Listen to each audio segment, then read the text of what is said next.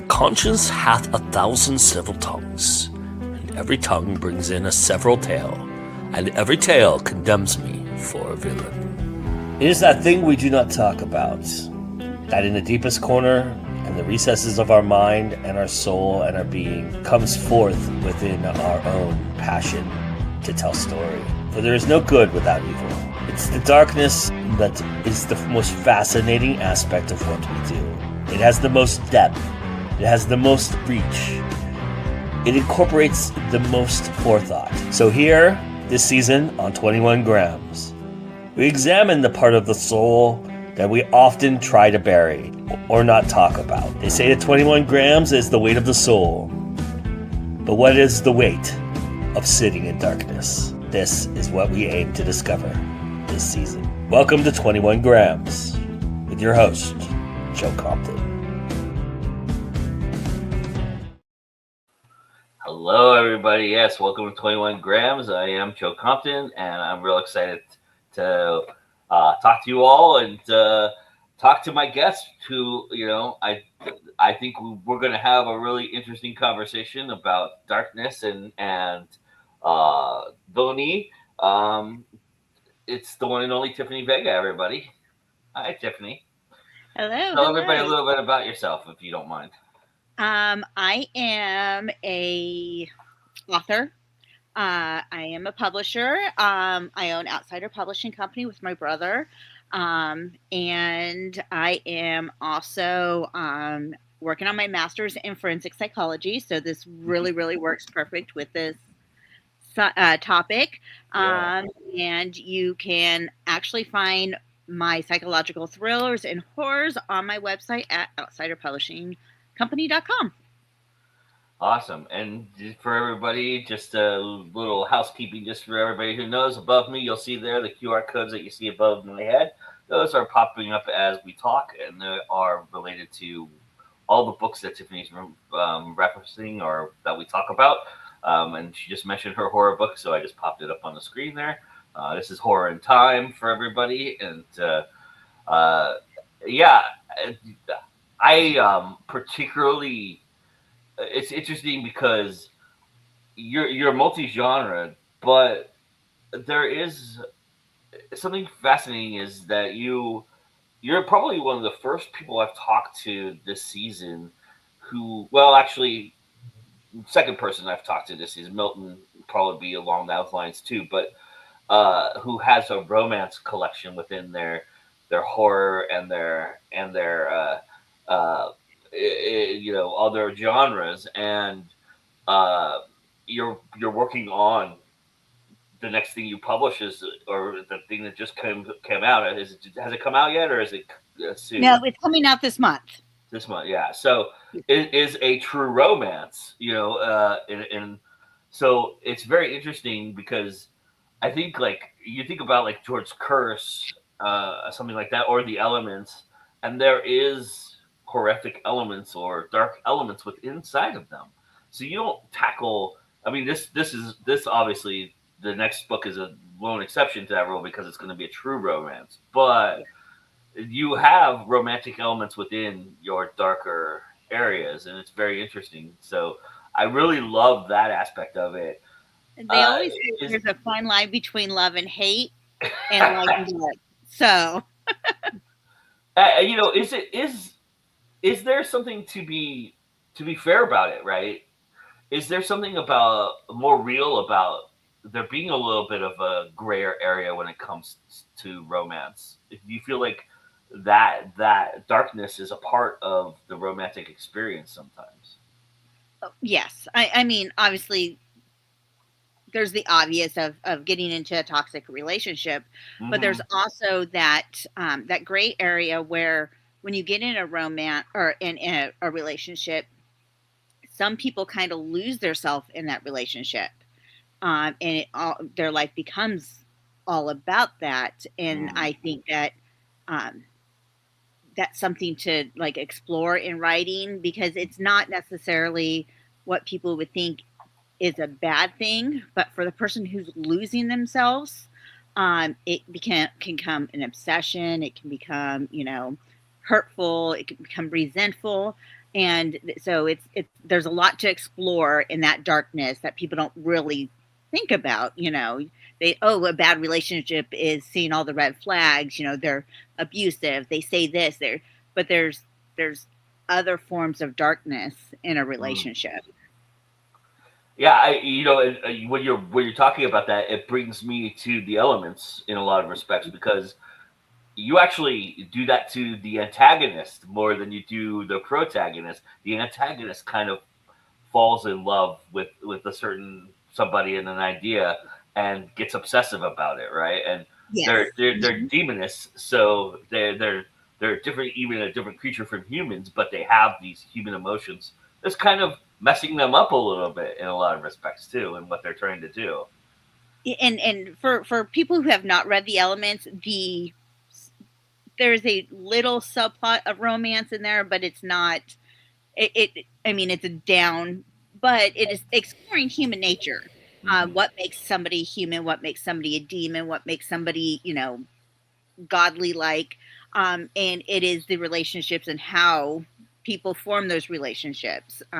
When you're thrusting people together or apart, it kind of makes or breaks a relationship. Whether it's friendship, whether it's romantic, whether it is a work relationship, boundaries have to be like drawn when you're working together, or crossed when you're working together.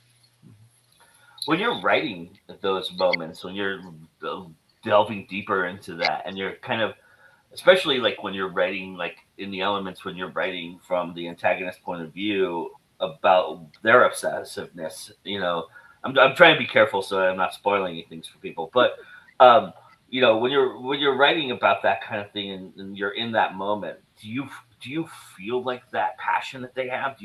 Is that something that you can gravitate toward, or is it you have to tap into a different emotion, or somehow, how does it affect you when you're writing something like that? See, with the elements especially, and Lilith is the main bad guy in the elements. She is somebody that I can relate to, because in the sense of true villainous, they think they're right. Right.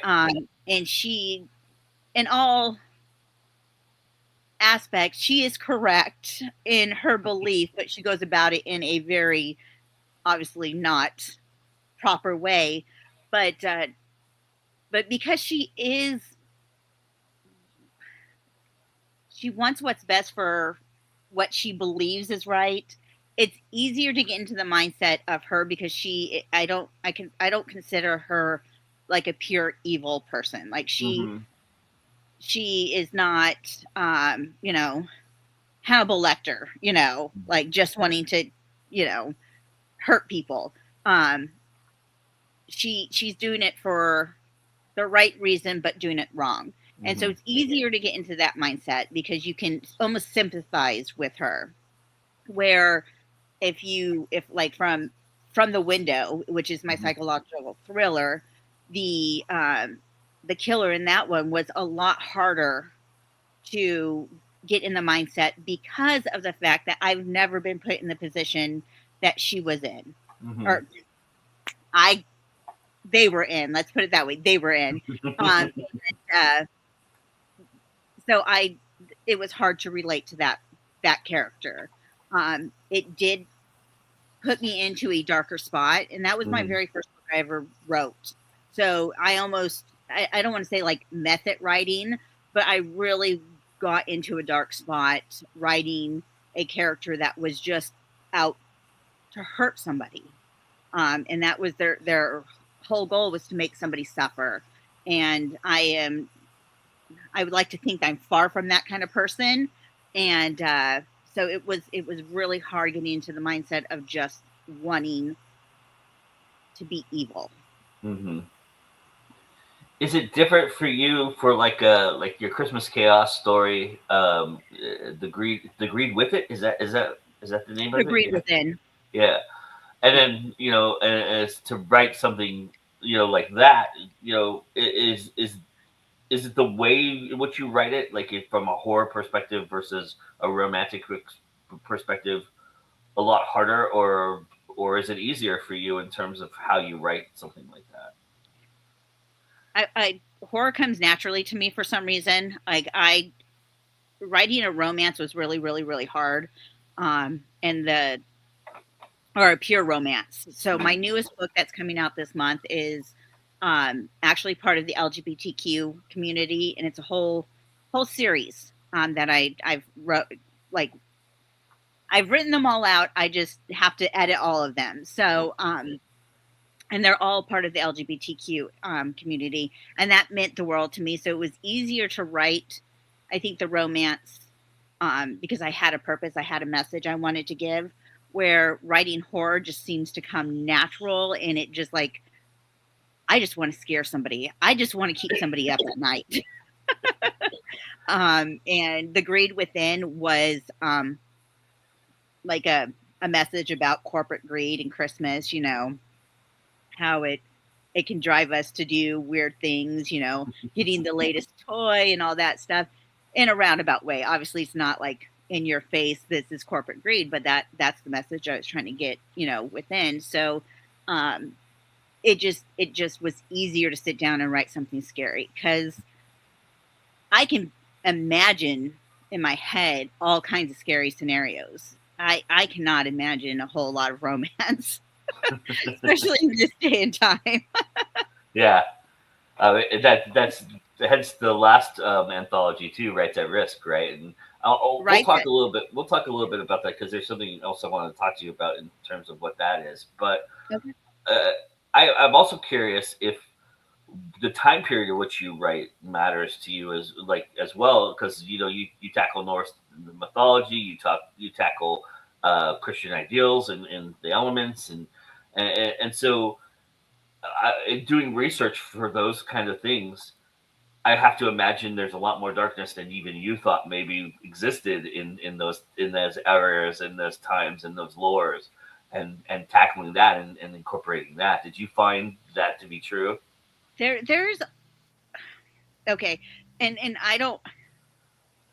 For people know me, I'm very political, so I'm going to try to make this where it's not um, about that. But when you're researching, you will notice that things get erased out of history that they don't want you to know. And even with like Norse religion, you go back and you figure out a lot of things that you were never ever told or is trying to erase because it proves what we're doing today to be different than what they did then. Just like, well, we all know Odin is, you know, he liked to sleep around just like Zeus, you know. Right. And everybody, you know, my whole entire life, everybody's like, oh, Odin and Freya is Thor's biological parents and blah, blah, blah. He's not biologically Freya's. He's Jord's son. And there was a huge, you know, mix up of his mistress and his wife, and their names very similar. And a lot of that gets erased out of history. Like you really need to like sit there and like know your Norse religion to, or religion, mythology, to know what is being, you know, washed out and what's not. And that same thing with Christian ideology. You really have to research what is being taught now to compare to what's actually in the Bible or in history books.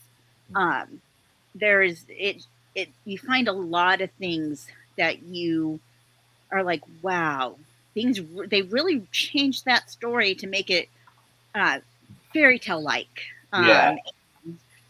Just like the original sleeping, the Grimm's tales. They're not happy, but when we say Snow White, Cinderella, we think Disney.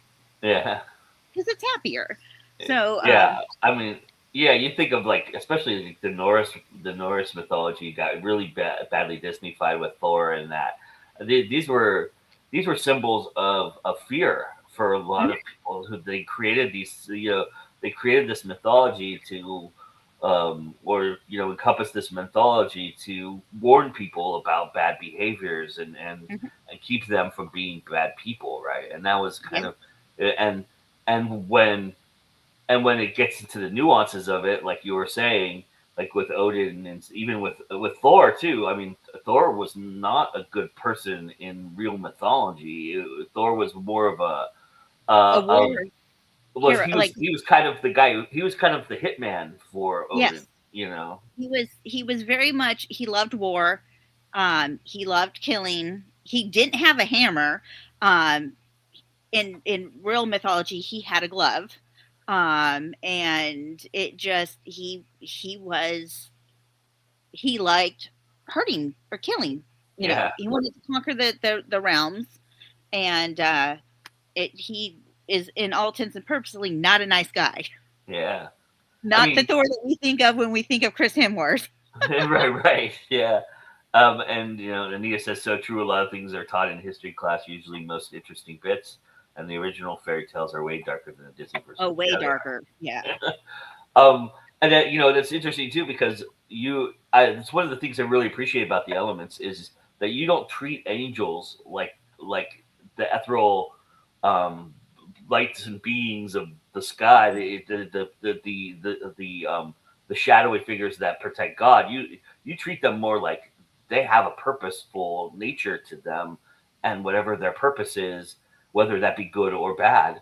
And a lot of times, you have one in particular that straddles both lines because of where they're at and who they're involved with. Again, a romantic link in that respect. So It, it's we very find out a whole lot more about who angels are in the next book. nice. It is. I'm halfway done with my rough draft with the elements too, and it's taken me forever because I've like gave myself imposter syndrome because the first book I love so much, and I'm like, how can I ever make a second book that's as good as the first book? But I'm about halfway done. But we really find out why angels are angels, and um, I don't I want to can give answer that question for you because you leave so much unanswered. I mean, you're just touching the surface of what all of these people are capable of. yeah, All of the principles involved, from Lilith to to her how do you Herkata Herkata. I don't know how you really say Hecate, it. Hecate, Hecate. yeah. To all of those, everybody has an unanswered question about them. That this was like I said in my review, this is more of an origin story. And Hmm. what you'll come to find, it's more of an origin story the deeper you probably get into it. And so, Yeah, because we only met three of the six elements in the first book. right, yeah, So we have the three other elements we're meeting in the second book, but we also get a few more answered questions from the first book. And then the third book, it's already plotted out and everything. I know what's going to happen. nice. So hopefully it'll be an easier write. But the third book is going to be the final. I was going to do, and I still might, three novellas to go with it for backstories for a few of the characters. Um, because I love telling the story of Lilith, and how she got the way that she is. Um, but it's interesting because angels are not exactly who we think they are, or where they came from, or exactly why they've been no longer around or cast out. Hmm. So we explore that more in two, and we'll find out exactly the reason for it in three. But it's I'm hoping it's a nice twist to what um, people are looking at, when they read it. Are you there's psychological elements to all of the darkness you explore in a lot of respects. I mean, there is some horrific things that you do, especially in From the Window, and then the elements too. There's some really dark, awfulness that happens that is like physical awfulness. Yeah. But for you, the psychological seems to be your wheelhouse. Would that be fair to say? Do you find like the mind a lot more interesting to be messed with than the physical form? So here goes where my degree comes in. I wanted to. Obviously psychological thriller. I'm forensic psychology is like my wellhouse of wanting to know why people do the things they do. And Hmm. really, the only reason why I got this degree is because I would like to one day be able to interview and study a serial killer, like a real life serial killer that's happening right here and now. And I know that sounds a little morbid, but I'm obsessed with serial killers. Like, I want to know what makes them tick. If I could like cut open the brain and watch it as they are thinking about it, it would be amazing. Um, but because I do so much research into somebody's psyche, it helps with well, the killer would do this, and why would he do that? Do this, or you know, if they really wanted to, inflict pain, like what would I be thinking about doing it? Hmm. Um, from the window, the bathroom scene where they have written the shh and sewn her lips together. That was like, I mean, I went into a dark place, but it's like if I wanted somebody to be quiet without killing them so they can Yeah. suffer, what would I do to them? And sewing somebody's lips shut seemed like the most awful thing to me. Like, you can't scream for help. You don't know what's going on. Like that, like was like the darkest thing I could think of. Like where somebody wants you to be quiet. It's Hmm. almost like cutting somebody's tongue out, but without. It's not a permanent thing. It Right. just was. You get in a real very dark spot when you're thinking about this, how psychological somebody would do something, like the the psychology behind it. Um, and sometimes you can think of some really, really dark, deep things. Yeah.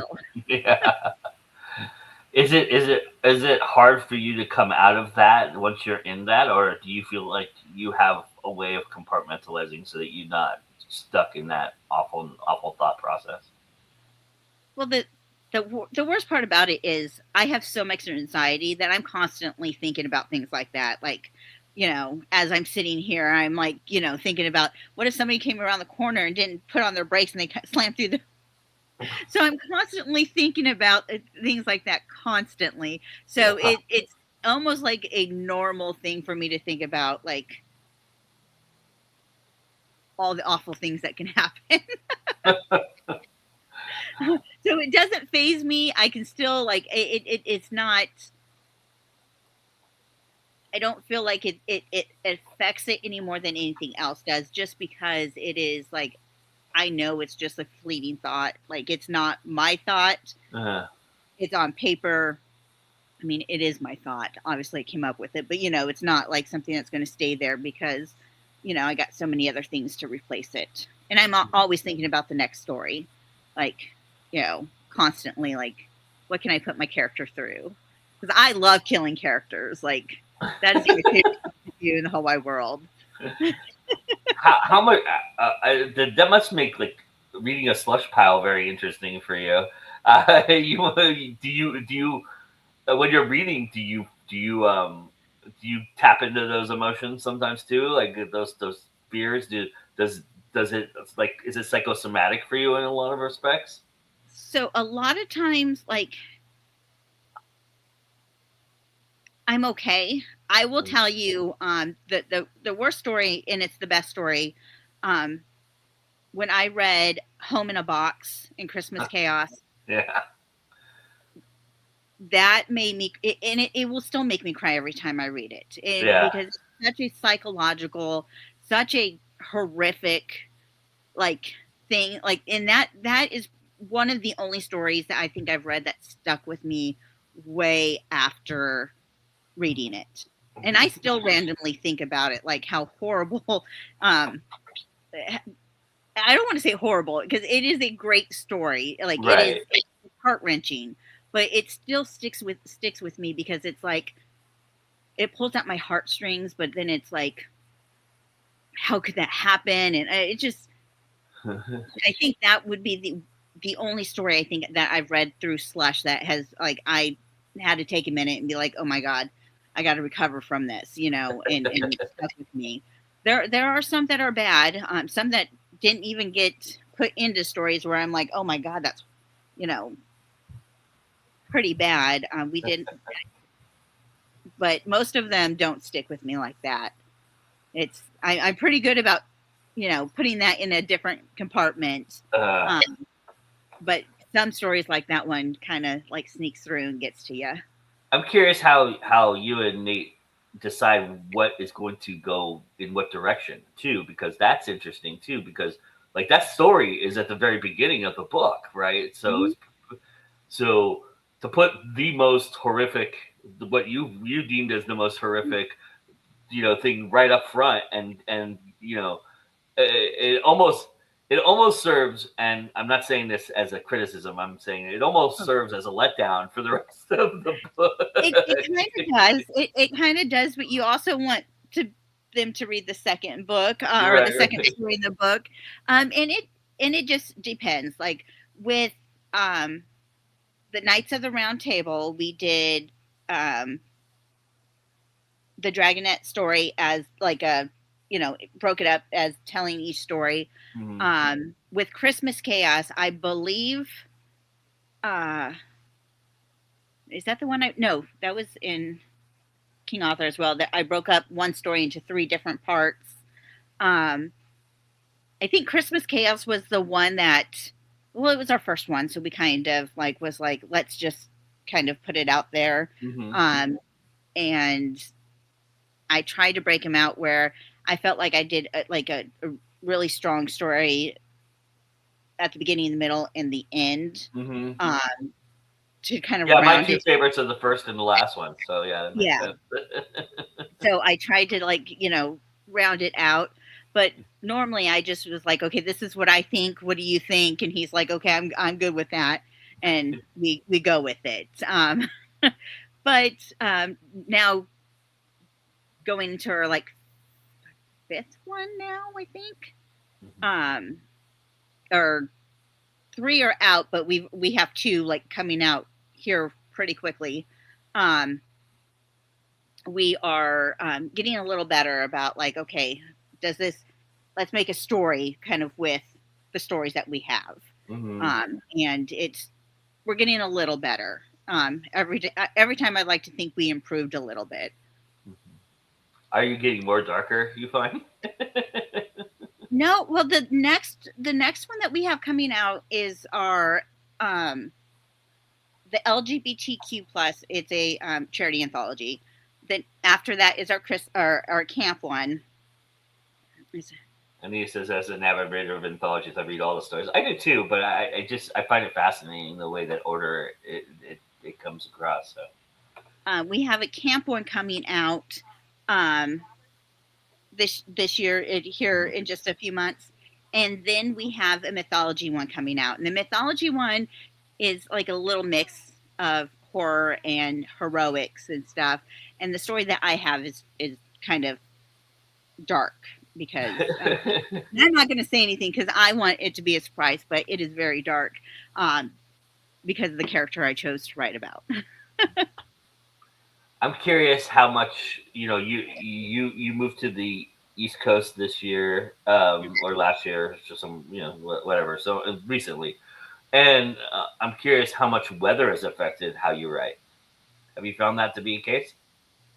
So I am kind of like in my element in the cold weather. I love it. It is helping me write a little bit more. I've gotten, uh, I just, for the past year, because I moved, I think, South Carolina and then to PA all within the year. It was Mm-hmm. the end of February.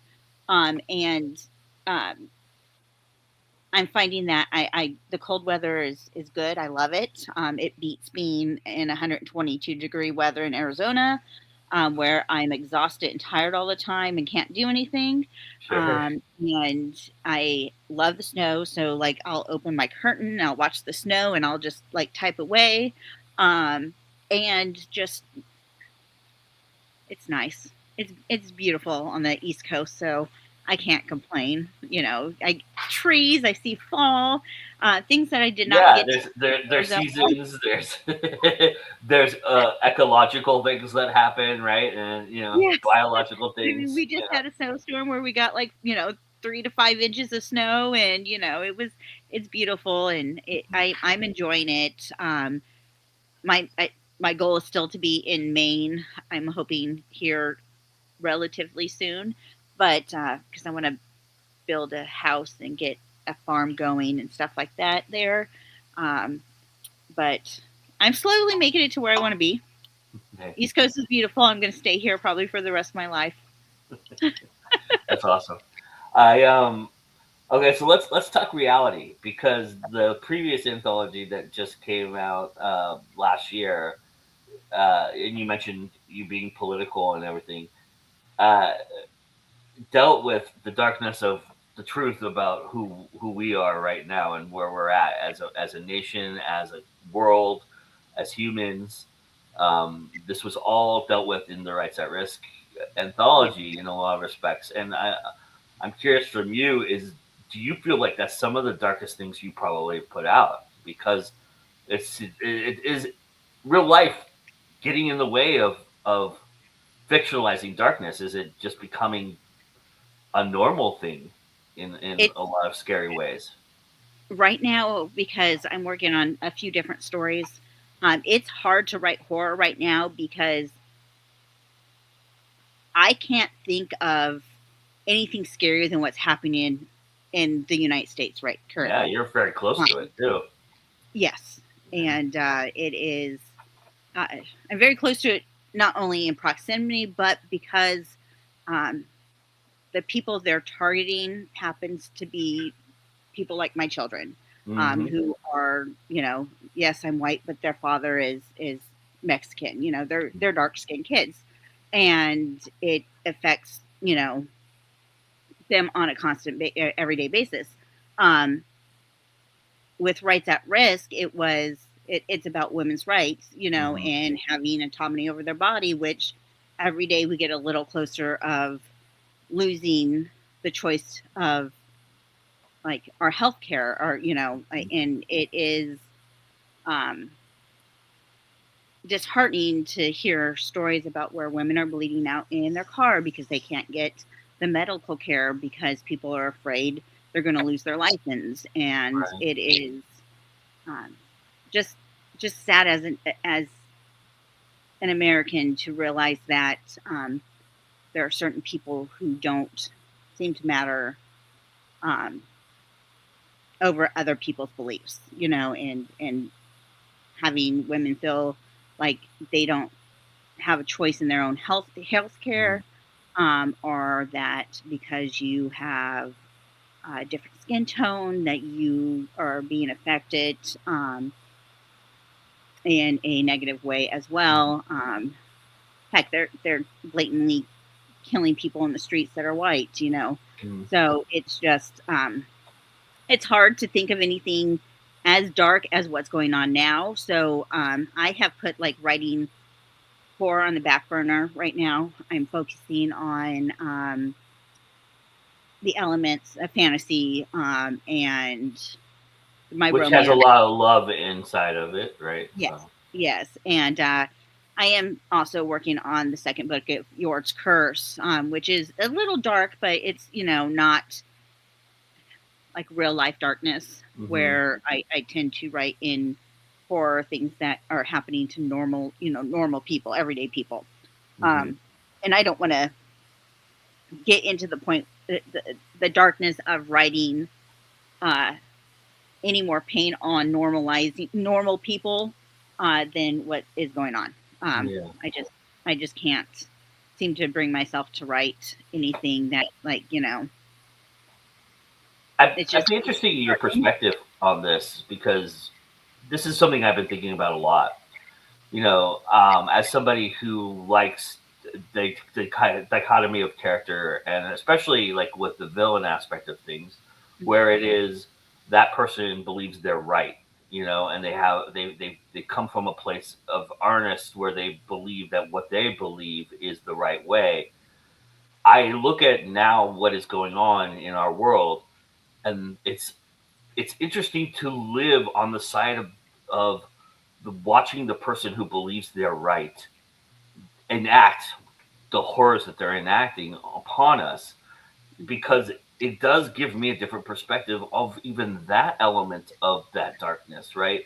It doesn't feel the same as like it doesn't feel the same as a grayer character might be, like an anti-hero, but it does feel the same as like a Thanos story, right? And Yeah, so I'm thinking Thanos to said he myself, was right.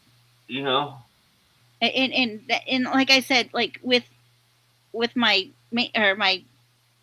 villain in the elements, she thinks she's right, and hmm that makes the most compelling, I think, of villains. When they think they're right, but they're doing it for the wrong. They're doing it for the right reasons because they think they're right, but they're going about it the wrong way. Thanos thought he was right. He wanted to save the planets, but he was killing people in the process hmm of doing that. I mean, it's noble. You want to save a planet, but you're doing it the wrong way.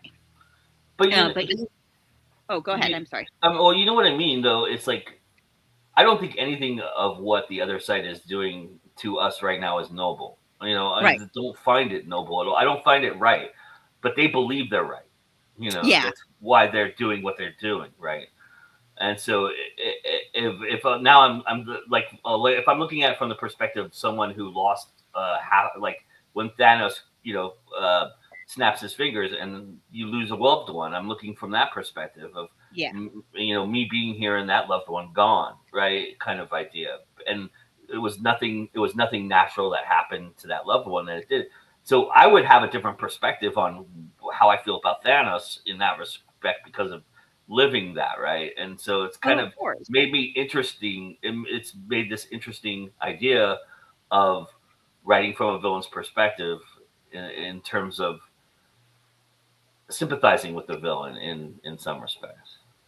It's like when we're talking about villains who are like Lilith, who's like Thanos, who's like um, our president, and then we have people like Freddy Krueger and Jason who they one thing, and they know they're not right. They're doing it because they enjoy killing. That is one Mm. thing. But when you have somebody who wholeheartedly believes they're right and is willing to do whatever they can to make sure that they're right, it's a whole different ball game than dealing with a monster like Freddy, Jason, Michael. Mm.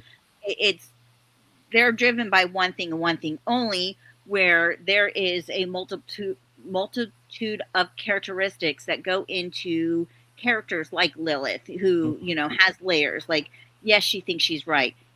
What she's doing to get there is what she thinks is right, but is not right for the world, but she thinks it is. Yeah. And what they say, the victor goes the spoils, and we get to write history. So whoever wins in this battle, this power battle, will get to write history and how they are the right person. Mhm. And that's the thing with a villain, is if they win, they're no longer the villain in the story. So that's Yeah. the thing is, like, it's hard to get into that mindset of when if this villain wins, how are they going to look? Are they really going to, like, we know How's they're history bad. gonna look? Yeah. And like, how are it's so, I'm like lost of my words, but it is so like intertwined with good and evil that like Mhm. there's no fine line to make, like, this is what makes a villain villainous. Mhm. It's just their actions upon actions upon actions. Because I think I'm right about a lot of things, and I know I'm a villain in somebody's story, Yeah. and Yeah, but it's am I really? fascinating. It's fascinating that there's both perspectives, right? Yeah, That's what makes it so intriguing. Also, what makes things intriguing, and you do this with Lilith quite well, I think, is there's a moment in time when that person has the opportunity to make the right choice, There's a great moment for Thanos in that regard, and that's with his own daughter. He has a moment where he can make the right choice, and this all of it ends. But the ideal outweighs the Yes. choice, and so it's very interesting to think of where we are as a society right now. Is there a moment where that choice, comes up for a certain somebody who is enacting all this hate upon us, and they're not making the right choice? You do the same thing with Lilith, and that's an interesting. Was that something that you were sure of that had to happen for her in order for her to secure her ability? Yes and no, because when I started writing her, I knew that I wanted her to be kind of. I want people to look at her and know that she was not doing this because she was like evil. I did it. I Just wanted couldn't do people it to because it was a duty. yeah, like she feels like she's right, but you can't. She had to be tested to show her conviction of how right she felt she was. Mm-hmm. And there are several different things, especially when she is talking to Lucy, or a few other characters where they are given this decision, like, you can end this now, or like, I think Lucy tells her, and one of them is like, I've been here and done that, I know how this ends. Like, you have a choice to stop it now, and we can just live happily ever after together in hell. And but that's not enough. But she wants to prove to her father that she's right, and she's willing to do whatever it takes to prove that she was right, or is right about this. And no, that, but she wants to prove that she's the best at it. Yes, instead of her brother. She wants. She has some sibling jealousy going on there too.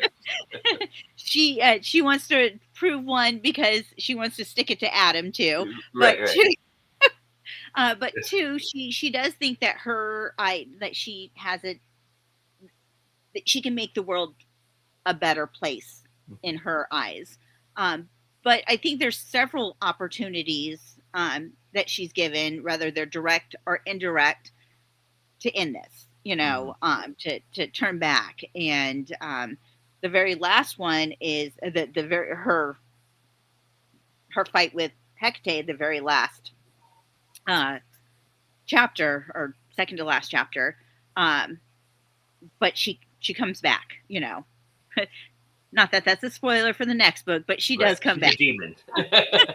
She can't really be killed, right? She's a demon. No. So she has a goal, and she comes back, and she kind of comes back with vengeance, because now not only is she wanting to prove her father wrong, and Adam wrong, and Lucy wrong, now she wants to prove to Hecate she's she's wrong. Hecate. She wants to now. It almost becomes she wants to win.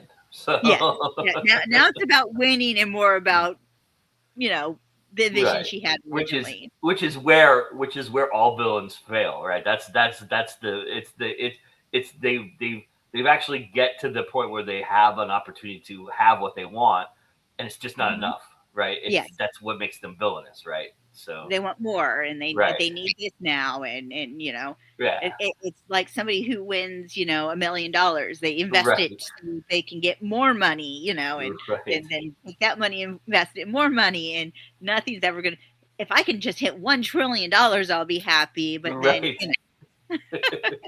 right, it's that old adage. Once I win $1 million, I may not be happy until I win 10 million, but I will get closer to 10 million by winning 1 million, right? So that's kind of how it goes.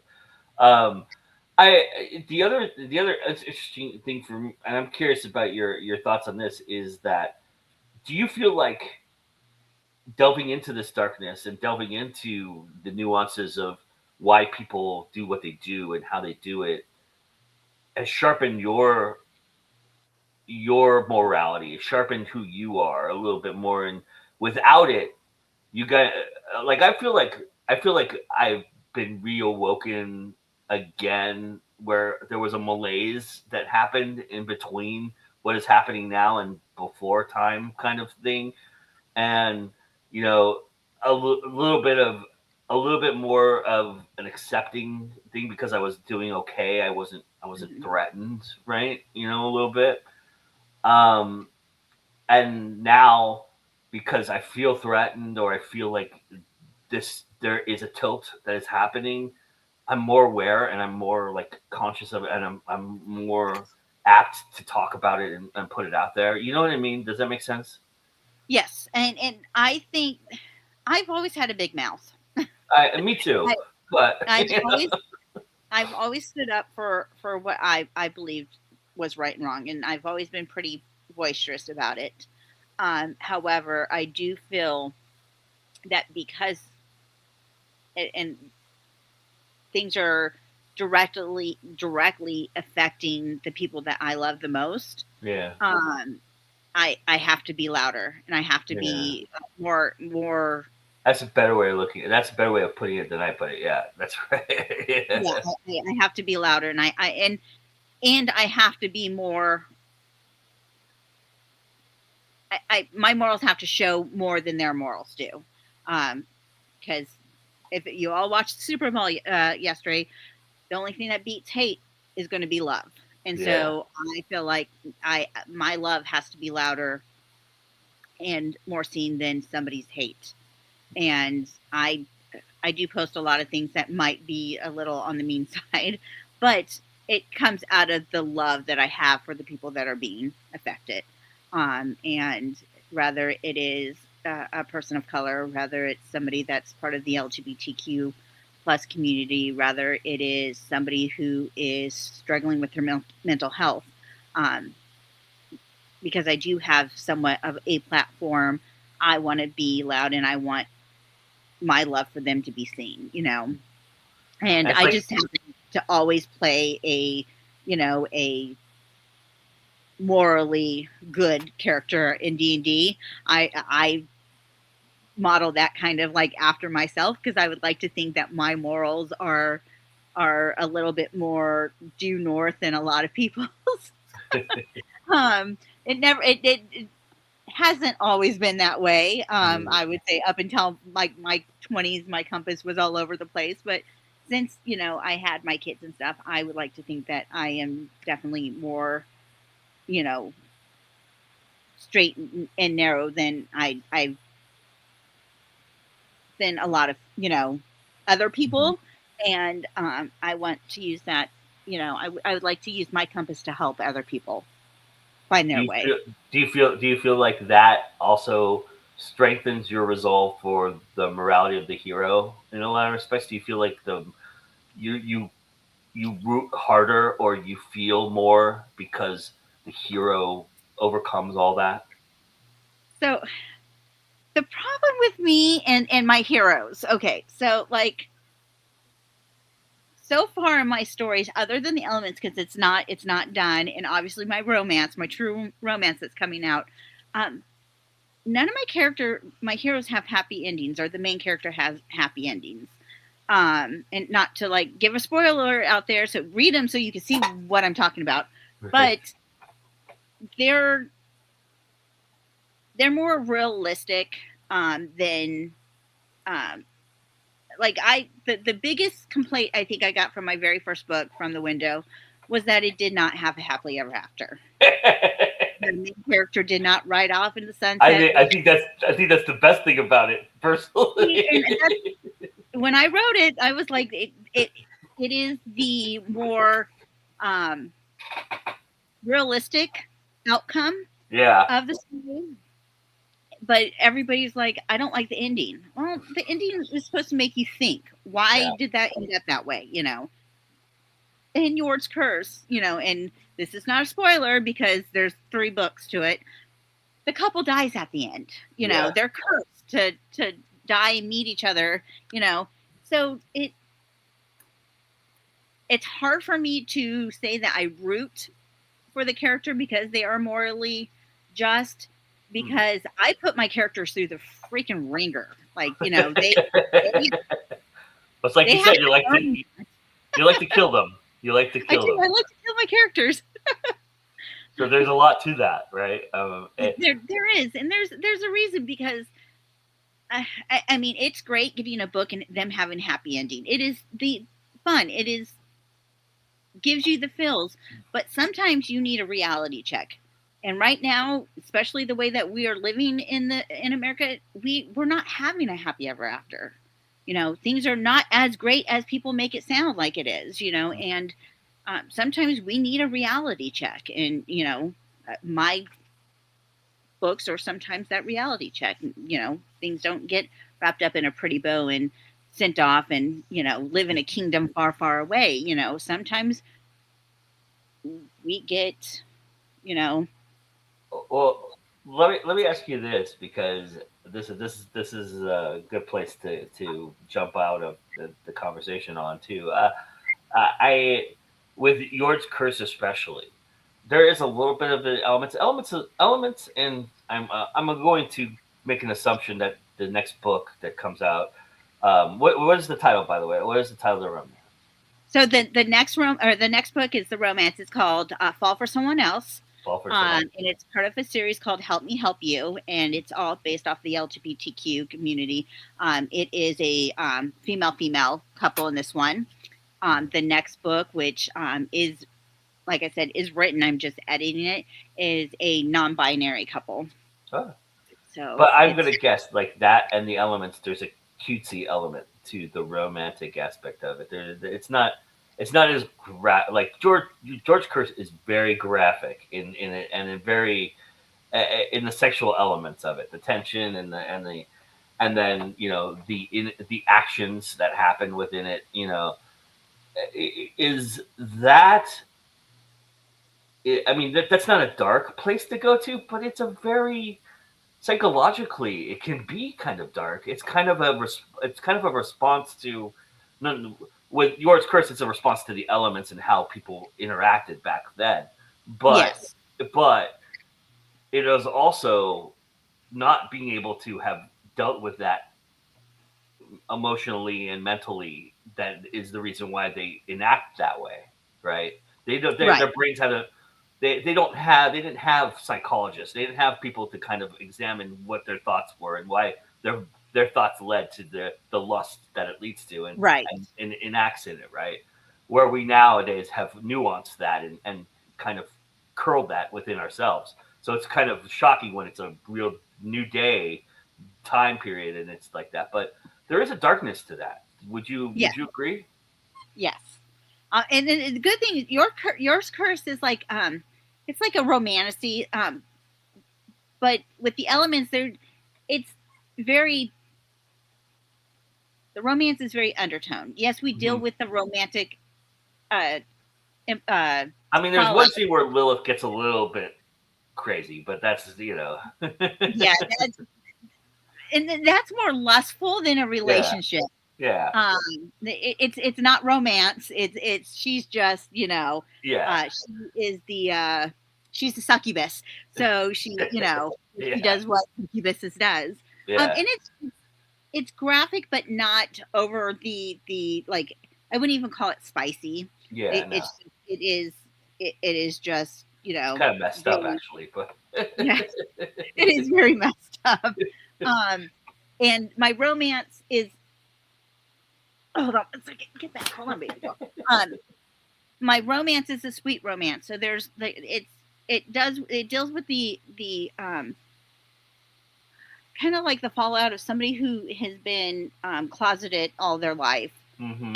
Excuse me, and have to come with terms with who they are and who helps them, and stuff like that. So it's a sweet romance. There's no like the worst that you get is a kiss in that one. But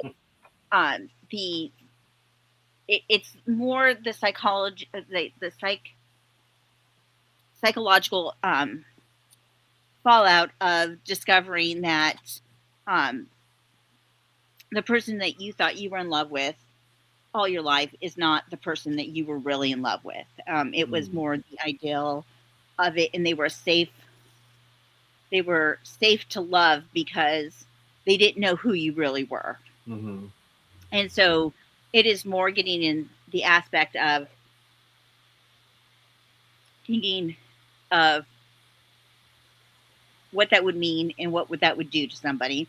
How would their relationship play out if with their first openly gay experience of loving somebody? Mm-hmm. And having that relationship be the first one that you come out and tell the people you love about.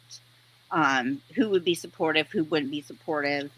And if that person was more experienced than you in relationships of the same sex, like what would they think about being with somebody who is not even sure who they are?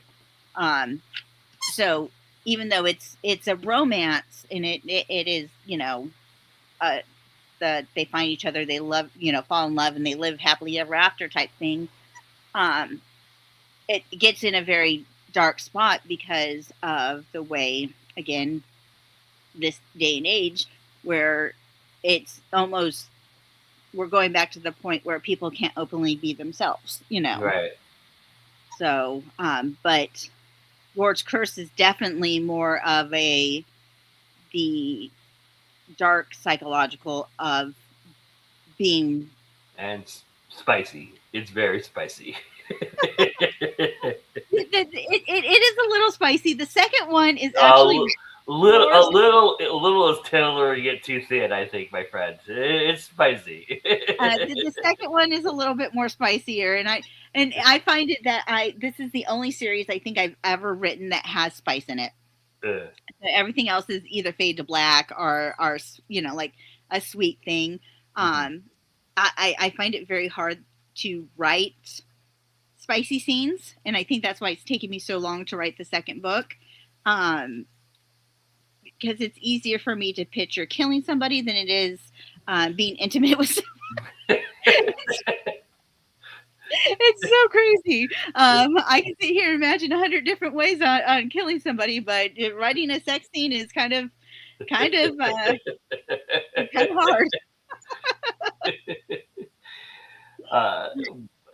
Do you feel like your education too is helpful in dealing with the darkness elements?